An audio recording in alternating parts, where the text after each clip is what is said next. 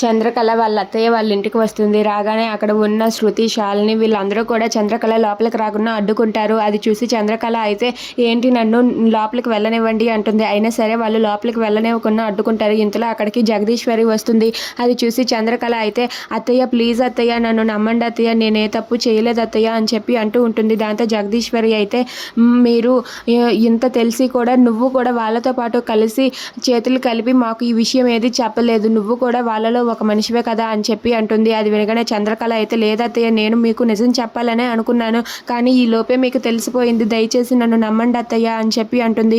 ఇంతలో అక్కడికి అయితే విరాట్ వస్తాడు. విరాట్ని చూసి అక్కడ ఉన్న చంద్రకళ అయితే బావా నువ్వు కూడా నన్ను అపార్థం చేసుకుంటావా బావా, ప్లీజ్ బావా నన్ను లోపలికి రానివ్వు బావా, నేను వాళ్ళలో కలిసిన మనిషిని కాదు బావా, నేను మీకోసమే వచ్చాను బావా, మీతోనే ఉండిపోతానని చెప్పి అంటూ ఉంటుంది. అది వినగానే అక్కడ ఉన్న విరాట్ అయితే ఇక చాలు, మీరు మాకు దూరంగా ఉంటేనే మంచిది, ఇలాంటి తీపి మాటలు చెప్పి సూదులతో గుచ్చే మనుషులు మాకు అవసరం లేదు, మమ్మల్ని కొంచెం ప్రశాంతంగా ఉంచండి, శృతి వాళ్ళని బయటకు పంపించాయి అని చెప్పి విరాట్ అయితే గట్టిగా అరుస్తాడు. అది వినగానే అక్కడ ఉన్న చంద్రకళ ఒక్కసారిగా షాక్ అయిపోతుంది.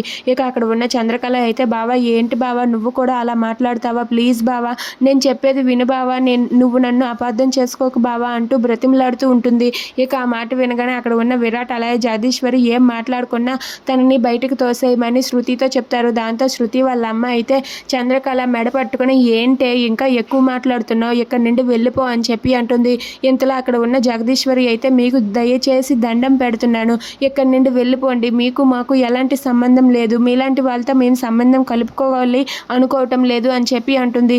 దాంతో అక్కడ ఉన్న విరాట్ అయితే శృతి బయటకు తోలే అని చెప్పానా అని చెప్పి గట్టిగా అరుస్తాడు. దాంతో అక్కడ ఉన్న శృతి వాళ్ళ అమ్మ అయితే చంద్రకళ మెడ పట్టుకుని బయటకు గెంటేస్తుంది. అది చూసి చంద్రకళ ఒక్కసారిగా షాక్ అయి తనైతే చాలా బాధపడుతూ ఉంటుంది.